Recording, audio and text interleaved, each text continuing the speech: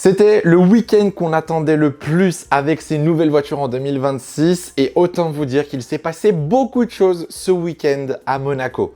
Décor un petit peu particulier, vous l'avez remarqué, je suis actuellement à Monaco, j'étais présent ce week-end au Grand Prix et on est dimanche soir dans la nuit et j'essaie de vous en donner le débrief le plus rapidement possible.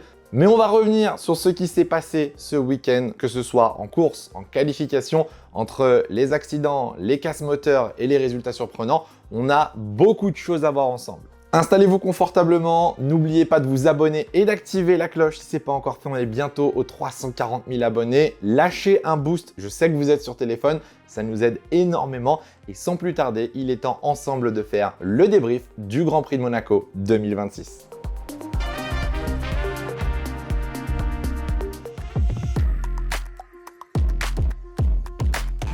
J'ai mis une note de 11 sur 20, si je dis pas de bêtises, je crois que c'est la moins bonne de cette saison. Mon analyse, elle est très simple. Pour un Grand Prix de Monaco, c'était pas si mauvais. On a eu un peu de suspense, un red flag qui a relancé la course, des pénalités, un peu de drama, rien de folichon, mais pour un Grand Prix de Monaco, ça reste intéressant. Pour un Grand Prix de 2026, on est loin de ce qu'on a pu avoir, que ce soit en Chine, que ce soit au Canada ou n'importe quelle autre course. On fait toujours face au même problème, les voitures ne peuvent pas se doubler, elles sont tout simplement trop larges, trop lourdes, elles sont trop grosses, les pilotes n'arrivent pas à suivre assez proche pour tenter des freinages tardifs et je pense que la gestion de la batterie rend tout simplement les dépassements impossibles à Monaco. Petite mention à Alonso qui a dit en début de week-end que les voitures de 2026 étaient la pire génération de voitures à rouler à Monaco et que les voitures hybrides ne devraient pas faire la course. Voilà, je pense que ça en dit long. Vous me direz dans les commentaires ce que vous avez pensé, vous, de ce Grand Prix. Bien évidemment, ce débrief, il est fait pour partager et échanger concernant ce week-end de course, mais je pense qu'on sera tous assez d'accord pour dire qu'on espérait quand même un petit peu mieux ce week-end à Monaco. Alors forcément, j'étais sur place au Grand Prix de Monaco et si vous avez déjà fait une course de Formule 1, vous le savez, suivre la course, c'est très difficile. J'ai dû attendre longtemps avant d'avoir le résultat officiel à cause de toutes les pénalités qu'il y a eu, mais on va enfin pouvoir faire le point. On va commencer avec les mentions honorables et on va commencer par VCarb qui termine 5e et 6e. Meilleur résultat de Lawson et Lindblad cette saison, meilleur résultat en carrière pour les deux pilotes. Ils ont fait une course très discrète, très timide, ils ont embêté personne, ils ont été réguliers durant le week-end et réussi à rester au niveau, éviter les barrières et au final, avec tout ce qui s'est passé dimanche, ils réussissent à récupérer les 18 points du Grand Prix de Monaco. Deuxième mention honorable, c'est Fernando Alonso, forcément, alors je ne vais pas considérer ça comme un top ou un flop, mais il termine 10e, premier point d'Aston Martin cette saison. Ça aurait pu être Sergio Pérez, au final, qui a été pénalisé et qui était de base dans le top 10. Mais du coup, cette mention honorable revient au pilote espagnol et à Aston Martin qui, je l'espère, vont réussir à revenir plus tard dans la saison. Mais ça, on en reparle un tout petit peu après. Mon premier élève du conseil de classe, forcément Andrea Kimi Antonelli. Et je peux vous le dire, en ayant été sur place, c'est juste impressionnant ce que Kimi est en train de faire sur ce début de saison 2026. Il est leader du championnat et il a pris une pole position exceptionnelle. La voiture n'était pas capable d'aller chercher la pole et pourtant il a été allé chercher plus loin. Il a réalisé le tour parfait pour se mettre devant Verstappen et il a fait derrière une course incroyable. Maîtrise, aucune erreur, aucune prise de risque. Il a géré de A à Z son week-end et surtout a dominé George Russell depuis le vendredi. Alors vous êtes nombreux à me poser la question, est-ce que le championnat est plié? Est-ce que Russell est définitivement hors course maintenant qu'il est 3e au championnat pilote? C'est vrai que là, on a découvert un Antonelli vraiment mature, capable de gérer de A à Z son week-end sans faire aucune erreur. Tous les problèmes de l'année dernière, toutes les erreurs de 2025 ont totalement disparu. Et j'ai du mal à voir qu'est-ce qui pourrait empêcher Antonelli de continuer de dominer cette saison 2026. Sur place, on va pas se mentir, peu importe avec qui vous parlez, que ce soit des professionnels, des ingénieurs, des journalistes, tout le monde est unanime. Antonelli est en train de faire un travail exceptionnel sur ce début de saison 2026 et la performance du Grand Prix de Monaco est une vraie claque pour le paddock de Formule 1. Forcément, c'est pas le sujet, mais petite comparaison avec Russell qui marque 0 points, double 0 points Canada-Monaco et qui là commence à perdre gros, perd la 2e place du championnat pilote. Et je pense que mentalement, ça va commencer à être très difficile pour George.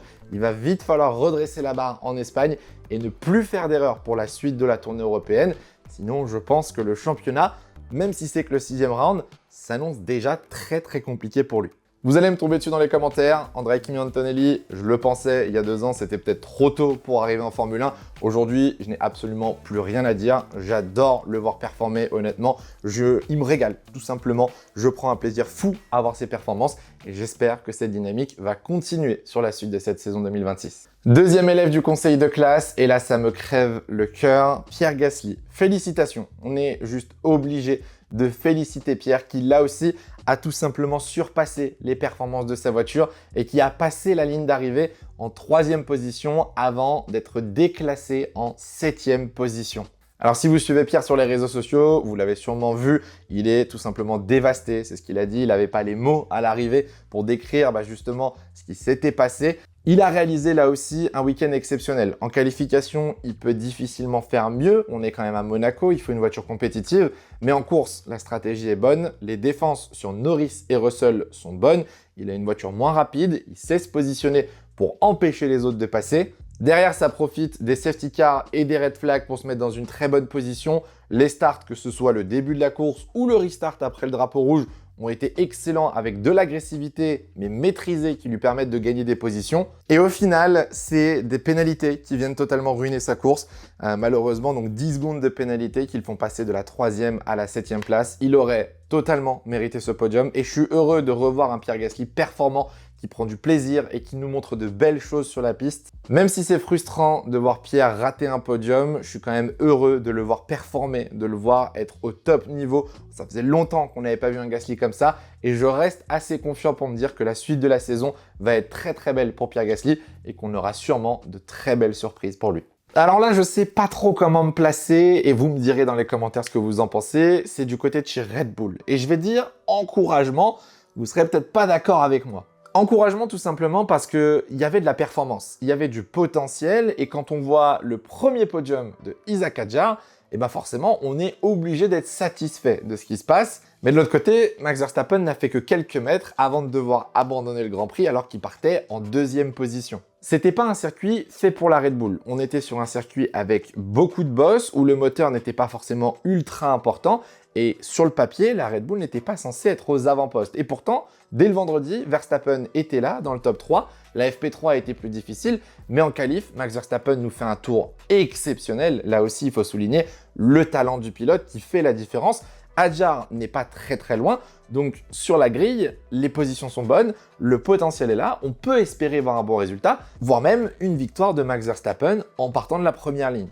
Bon, malheureusement, Max Verstappen n'a fait que quelques mètres sous mes yeux, littéralement. On était juste au-dessus de la ligne de départ et j'ai vu Verstappen ralentir et se faire dépasser par tout le monde.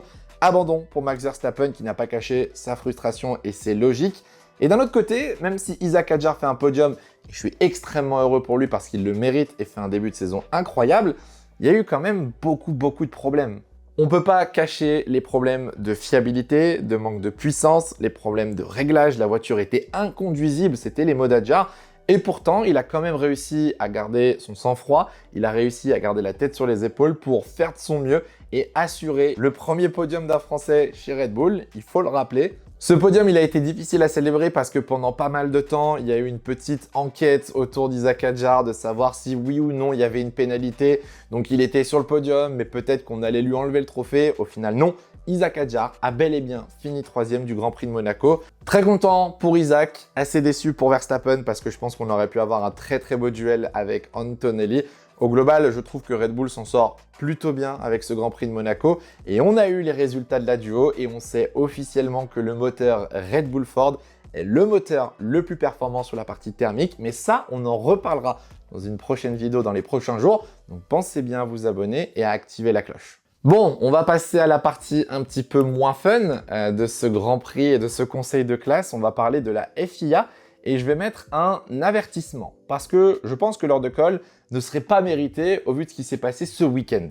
On était censé avoir des changements ce week-end pour la sécurité, donc pas d'aéroactifs, on l'a vu, des moteurs bridés, l'introduction d'un mode Rev 1 pour que les voitures aillent moins vite, et c'était censé normalement aussi avoir plus de spectacle avec ces nouvelles voitures. Des voitures plus légères, plus fines, moins larges, on aurait dû avoir plus de dépassements. Honnêtement, j'ai pas trouvé que ça a changé grand-chose. J'ai franchement vécu un Grand Prix similaire à ce qu'on vit d'habitude à Monaco. Alors je sais que beaucoup de gens ne veulent plus voir le Grand Prix de Monaco au calendrier. J'estime qu'il devrait encore être là parce que déjà de 1, la qualif est folle et de 2, les courses restent quand même spectaculaires. On l'a vu avec l'accident de Stroll ou Charles. Sauf que là, j'avoue que je m'attendais à mieux. Je m'attendais à quelque chose de différent et je me pose la question de est-ce que la FIA n'a pas peut-être joué la carte de la sécurité un petit peu trop agressive? Est-ce qu'on n'a peut-être pas un petit peu trop bridé les voitures? Est-ce que, en effet, le DRS ou l'aéroactif aurait été une mauvaise idée à Monaco? Je ne suis pas à la FIA, je ne peux pas répondre à cette question. Néanmoins, il y a un truc qui m'a chiffonné ce week-end, c'est le nombre de pénalités pour excès dans la voie des stands. Alors, j'ai ma théorie et je l'ai partagée avec beaucoup de personnes sur place, que ce soit des journalistes ou des personnes un petit peu de la Formule 1. Je pense qu'il y a eu un problème. Je ne vois pas comment toutes les voitures pouvaient être 0,1 km/h trop rapides dans la voie des stands.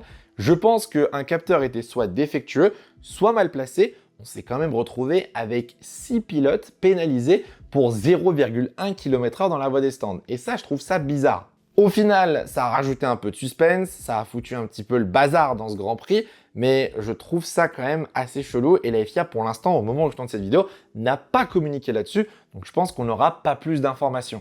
La seule chose qui pourra peut-être changer entre le moment où je tourne et quand la vidéo va sortir, c'est la plainte que Alpine a pu faire, l'appel tout simplement, pour annuler les pénalités de Gasly. Je ne sais pas si ça va fonctionner, je ne sais pas si on aura des nouvelles avant que cette vidéo sorte, mais si c'est le cas, on vous le fera savoir. Bref, la course était un petit peu bordélique, je m'attendais forcément à mieux avec ces nouvelles voitures à Monaco, et j'avoue que j'ai été un petit peu déçu dans cet aspect-là. Pour finir ce conseil de classe, je pense que vous vous doutez de quoi on va parler, de cette voiture qui est juste ici ou encore celle-ci, de la Ferrari de Charles Leclerc et de Charles Leclerc de façon générale. Je vais mettre 1 heure de colle malheureusement pour le monégasque. Alors vous savez que je suis fan de Ferrari, je suis fan de Charles Leclerc, j'ai très mal vécu ce week-end. On va pas trop parler de Lewis Hamilton parce qu'il a fait un week-end exceptionnel, il enchaîne les bonnes performances, j'étais en face de lui pour la célébration sur le podium, j'étais l'homme le plus heureux du monde, Kim Kardashian était là pour célébrer avec lui, on est tous très contents pour lui. Pour ce qui est de Charles Leclerc, je suis déçu et je suis même inquiet pour la suite de la saison. J'en ai déjà parlé plein de fois sur les réseaux sociaux, mais la situation est en train de changer chez Ferrari, Hamilton est en train de s'installer, de gagner en performance. Et ça, Charles Leclerc ne l'a jamais vécu, même avec Carlos Sainz. Le week-end commençait super bien avec une P1 en FP1, une P2 en FP2. En FP3, le rythme n'était pas forcément déconnant. Et puis en Q3, Charles Leclerc fait 3 tentatives parce que la première, elle est ratée. Et puis dans la troisième, Charles Leclerc fait une erreur et vient taper le rail. Donc du coup, Charles Leclerc rate la pole position. Frustration forcément, mais on met encore en avant ses problèmes de frein qui continuent depuis le Canada. Pour ce qui est du Grand Prix, le rythme de Charles n'était pas déconnant. Quand on voit l'écart qu'il y avait entre Antonelli et Hamilton, honnêtement, les rythmes étaient assez similaires et la course se passait plutôt bien. Jusqu'à l'accident de Lance Stroll, qui fait sortir donc une safety car. Et sous safety car, c'est là que le drame se produit. La safety car donc essaye de récupérer tout le monde. Il y en a qui sont à 1, 2, voire 3 tours de retard, donc ça prend du temps. On est au ralenti, les pneus refroidissent, etc. La safety car rentre au stand. La course est sur le point d'être relancée. Et Charles Leclerc tire tout droit dans le dernier virage. Alors là, il y a plein de choses à dire, forcément, déjà de la frustration du côté de Charles Leclerc, on l'a vu à la radio, il a dit qu'il ne prendrait pas la responsabilité au vu de ce qui s'est passé avec ses freins. Deuxièmement, on a vu l'état de la piste dans le dernier virage qui était en train littéralement de se désintégrer. Pour en avoir discuté avec le promoteur, c'est quelque chose qui était totalement inattendu et qui ne devrait pas arriver, donc ça sort un peu de nulle part. Mais surtout, ça fait un abandon pour Charles Leclerc à domicile, qui avait raté la pole position la veille, qui là se fout dans le mur tout seul dans le dernier virage, et vous avez sûrement vu les images. Je pense que Charles Leclerc là fait face à un vrai problème avec sa voiture. Alors l'information vient de sortir, mais il se pourrait que Charles Leclerc et Lewis Hamilton utilisent des disques de frein différents. Charles, lui, utilise des Brembo, qui est partenaire de la Scuderia depuis très longtemps. Lewis Hamilton, lui, serait peut-être passé sur des Carbon Industries, qui étaient utilisés par Mercedes. Et la différence, elle se fait peut-être là. Brembo s'est directement défendu en sortant un communiqué en disant que les déclarations de Charles Leclerc étaient peut-être un petit peu abusé en disant qu'il fallait vérifier la data et qu'il n'y avait aucune raison que les freins Brembo soient dangereux pour le pilote Ferrari, mais on fait face à un vrai problème. On verra ce que ça va donner à Barcelone, mais là, entre le Canada et Monaco, je pense que mentalement, pour Charles Leclerc, ça va pas être facile. Lewis Hamilton est passé deuxième au championnat, donc là, il va commencer à y avoir un vrai duel en interne et j'espère que Charles va avoir les épaules cette année pour rivaliser face à Lewis Hamilton. Alors ma question du jour, elle repose pas forcément sur le Grand Prix en lui-même, mais plus sur une annonce qui a été faite quelques heures après l'arrivée. On a eu enfin les résultats de la duo. On sait que Red Bull Ford a le meilleur moteur thermique. On sait que Mercedes est à 2%, Ferrari à plus de 4%, Honda à plus de 6%. Est-ce que vous pensez que la duo peut faire basculer la deuxième partie de saison 2026 ? Je vous laisse me répondre dans les commentaires. Si vous ne savez pas ce que c'est que la duo, si vous n'avez pas compris comment la duo fonctionnait, on a fait une vidéo là-dessus. Je vous invite à aller la voir où je vous explique les avantages, qui va y avoir droit, comment ça va fonctionner. Et cette semaine, on fera le point pour rentrer vraiment en détail de qui bénéficiera de quoi pour 2026 et pour 2027. Pour ce qui est du classement pilote, Antonelli bien évidemment toujours en tête du championnat avec 68 points d'avance sur son coéquipier qui est désormais 3e. Lewis Hamilton est passé 2e au classement pilote, qui l'eût cru en début d'année. Charles Leclerc est 4e. Derrière, on retrouve les deux McLaren, les deux pilotes Red Bull, Lawson et Pierre Gasly pour compléter ce top 10. Pour ce qui est du constructeur, bon, je pense que là-dessus, il n'y aura pas trop de débat cette année. Mercedes est largement en tête devant Ferrari qui a repris de l'avance sur McLaren, qui a connu un week-end désastreux, il faut le dire. On n'en a pas parlé, mais les McLaren ont vraiment été en difficulté ce week-end. Derrière, ça se resserre un petit peu pour la 5e position entre Alpine et VCarb. Et avec le point d'Aston Martin, il ne reste désormais que Cadillac qui n'a marqué aucun point et qui, je pense, a raté une très belle opportunité au Grand Prix de Monaco. Je ne sais pas s'ils auront l'occasion de remarquer un point cette année, mais en tout cas, il y a des écarts qui commencent à se créer et je pense qu'on commence à avoir une vraie image du classement constructeur de 2026. J'espère que ce débrief vous aura plu. N'hésitez pas à le partager, à mettre un j'aime, vous abonner, booster la vidéo sur téléphone. Nous, on se retrouve cette semaine pour parler de la duo en 2026 et en 2027. Et en attendant, je vous souhaite à tous de passer une très bonne semaine. Faites attention à vous et portez-vous bien, c'est le plus important. Ciao, ciao.